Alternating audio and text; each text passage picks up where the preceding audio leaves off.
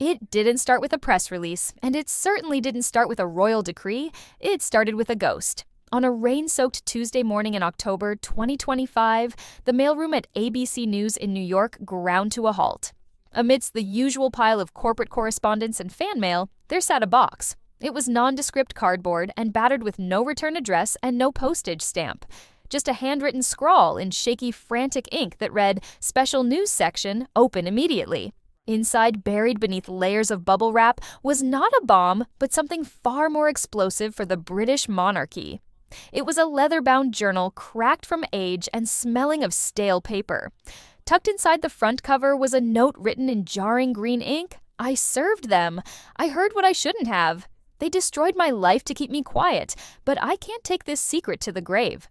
What followed within those pages wasn't just gossip, it was a roadmap to the potential end of the Windsor dynasty. Today, we are opening the Montecito Journal and exposing the crisis that has Prince Harry and Meghan Markle reportedly in a state of absolute panic. To understand the gravity of this leak, you first have to understand the environment it came from. The Montecito mansion, often described as a sanctuary of freedom, is run less like a family home and more like a high-security black site. Staff members don't just sign contracts, they sign their lives away. The non-disclosure agreements, or ND, as utilized by the Sussex team, are legendary in Hollywood legal circles. They are designed to be financially ruinous. Breaching one doesn't just mean losing your job, it means losing your house, your savings, and your future employability.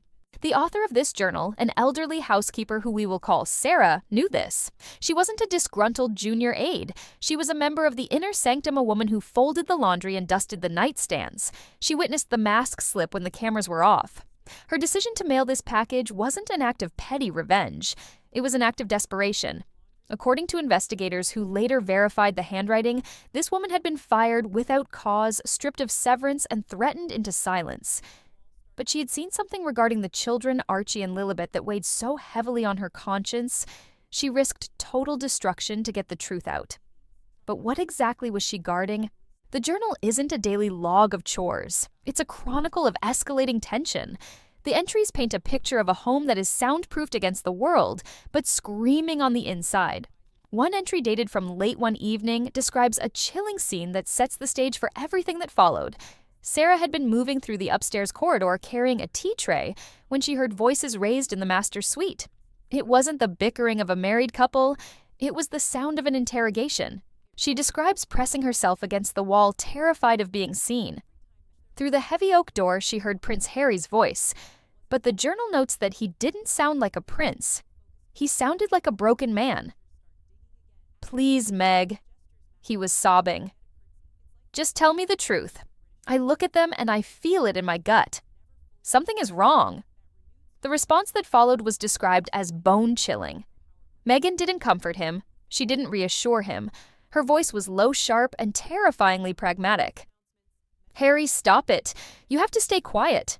If this gets out, everything turns to ash. The deals, the reputation, the titles, it all burns." This wasn't a conversation about privacy. This was a conversation about a foundational lie. The housekeeper noted that the air in the house changed after that night. The staff were kept away from the children. Nannies were fired and replaced in rapid succession. The paranoia had set in, but Harry, a man who has publicly battled with the trauma of being lied to by the media, couldn't let it go. And that is when the story takes a turn from domestic drama to medical mystery. We all remember the passages in Harry's book Spare, where he talks about the corrosive nature of silence. It seems that silence was eating him alive again. According to the journal, and later corroborated by an encrypted source from a high-end medical facility, Harry moved from suspicion to action. The journal details a frantic morning in 2022 where a close personal aide was dispatched on a strictly off-the-books errand. An insider from a genetics lab in Los Angeles, a facility that caters to the privacy-obsessed 1%, eventually came forward to piece this part of the puzzle together. They recalled a woman arriving with a small insulated medical bag. She wasn't a courier, she was a member of the Sussex inner circle. Inside the bag were 3 specific samples of hair follicle from Harry and saliva swabs from both children. The instructions were bizarre for a routine checkup. No digital records, no cloud storage. The results were to be printed on a single sheet of paper, placed in a wax-sealed envelope, and handed back to the courier. The technician noted the fear in the aide's eyes. This wasn't a medical necessity, it was a paternity test conducted like a spy operation. Why would a father who has spoken so lovingly of his ginger genes in his children need to bypass the royal physicians and use a cloak and dagger service in Hollywood? The answer the journal suggests is that Harry was no longer sure who he was looking at across the breakfast table. But as we know, secrets in the digital age have a nasty habit of leaving footprints. While Harry was hunting for genetic truth, the public was starting to hunt for logical consistency. The release of the journal entries reignited a firestorm that had been smoldering for years: the impossible pregnancies. Internet sleuths and medical professionals began revisiting footage from Meghan's pregnancies with a forensic eye, and the inconsistencies they highlighted were no longer easily dismissed as conspiracy theories. The focus turned to the 2018 royal tour of Australia. Footage resurfaced of Meghan allegedly several months pregnant, squatting deeply to talk to children bending at the waist, to accept flowers and walking for hours in stiletto heels on uneven terrain. Obstetricians appeared on news segments speaking carefully but clearly. They noted that while every woman is different, the biomechanics of a late-stage pregnancy make those movements not just difficult, but nearly impossible due to the shift in the center of gravity. Then there was the epidural controversy. In Spare, Harry vividly described the birth of Archie, mentioning a bust epidural and the need for a second one. Medical experts pointed out that a dural puncture, or failed epidural, usually results in a severe spinal headache and temporary paralysis that requires bed rest for 24 to 48 hours. Yet mere days later, Meghan was seen standing on the steps of Windsor Castle, looking picture-perfect in heels, showing zero signs of the physical trauma Harry had described. The narrative was cracking. The journal didn't just suggest a surrogate, it provided the context for why a surrogate would be used to bypass the royal requirement that a child must be born of the body to be in the line of succession. When the Housekeeper's Journal's story began to gain traction, the Sussex camp did what they always do: they went on the offensive. But this time, the machinery jammed. The strategy was twofold: discredit the housekeeper and flood the zone with happy family imagery. Overnight tabloid sources began running hit pieces on the elderly staffer, claiming she was mentally unstable and a thief. Simultaneously, Archwell's social media channels released a barrage of high-definition sepia-toned photos of the family. Harry building sandcastles, Meghan cooking with the kids. It was a blitz of domestic bliss designed to act as a shield. But the public wasn't buying it. In fact, it backfired spectacularly. A friend of the couple gave an exclusive quote to a major magazine stating, "They only did the DNA test to silence the haters and everything is perfect." Read that again. In an attempt to deny the crisis, the source admitted that DNA tests were actually done. The hashtag why the DNA test immediately began trending globally. If the children are undeniably theirs, why the secret test? Why the sealed envelopes? Why the panic?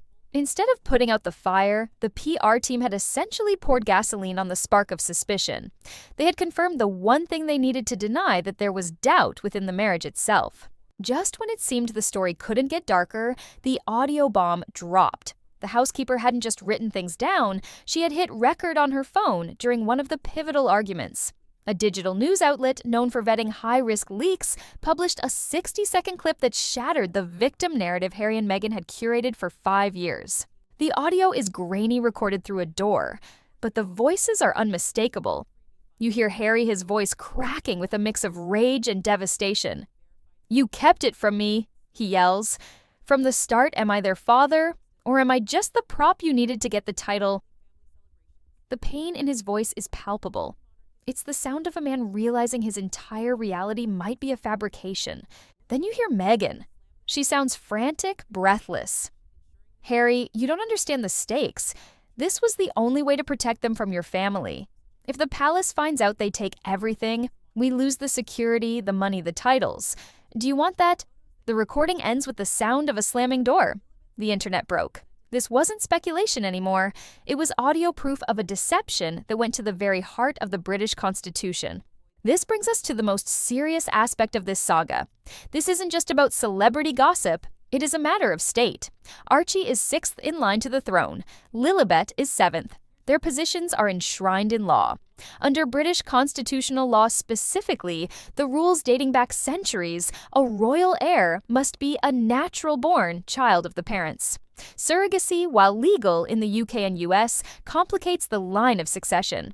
If a child is born via surrogate, they are not automatically entitled to the rank of prince or princess, nor a place in the line without specific legal intervention that was never publicly sought.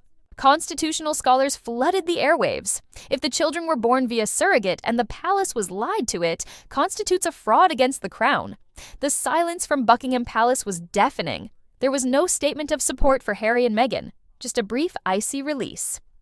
We are monitoring the situation closely. In royal speak, that is the equivalent of a loaded weapon. The king didn't need to say anything. The laws of the land were speaking for him.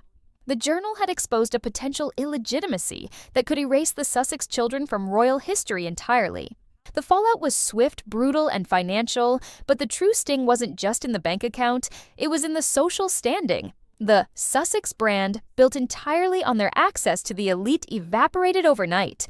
You cannot sell truth when you are caught in a lie of this magnitude. Netflix quietly scrubbed upcoming projects from their slate.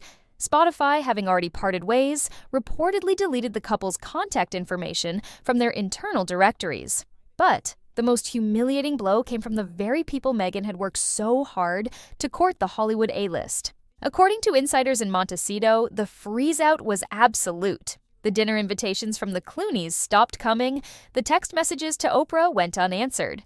Even Tyler Perry, once their staunchest defender, was notably absent from their lives. In the ruthless ecosystem of the Hollywood elite, you are only as valuable as your reputation.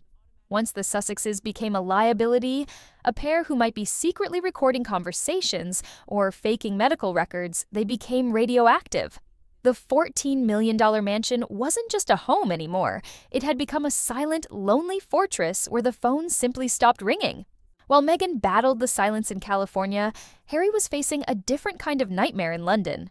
As legal experts began to dissect the situation, a terrifying piece of royal history resurfaced: a nuclear option the palace had been keeping in reserve. It is a little-known law from 1717 called the Grand Opinion for the Prerogative Concerning the Royal Family.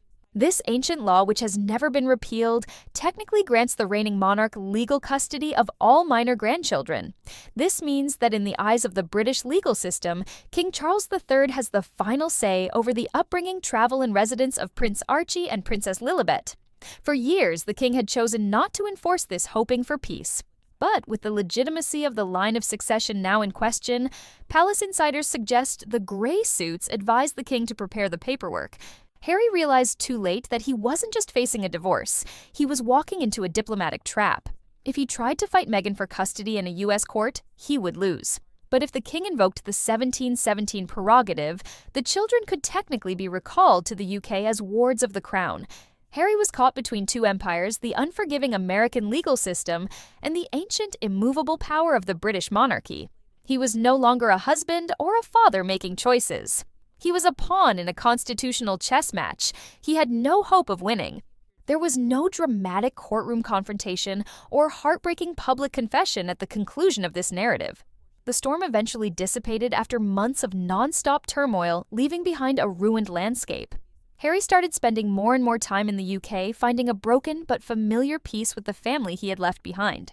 Witnesses began spotting him in the private gardens of Windsor, walking alone, looking gaunt and hollow-eyed.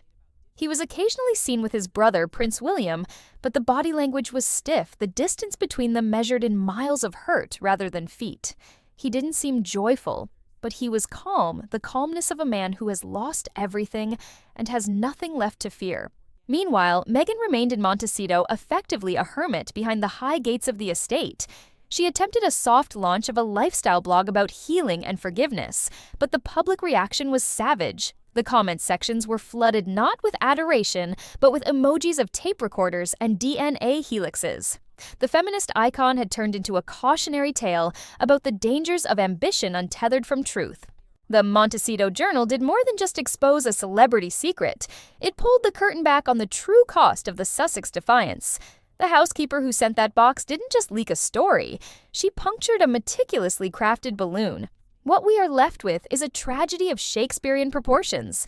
A prince separated from his heritage by a wall of lies. A duchess trapped in a web of her own making, shunned by the very Hollywood royalty she sought to join. And two children innocent in all of this, whose very identity has become a subject of international debate. The box that arrived at ABC News was empty of bombs, but it destroyed an empire all the same. As Harry spends his nights in a guest room at Buckingham Palace and Meghan remains behind her Highgates in California, one question remains. When the dust settles, will there be anything left of the House of Sussex, or will they simply become a footnote in the history of the royal family, a grim reminder of what happens when you try to outsmart 1,000 years of history? Thanks for watching. If you think King Charles should use the 1717 law to bring the children back to the UK, hit that like button and let us know in the comments. Don't forget to subscribe for more updates on this developing story. We'll see you in the next one.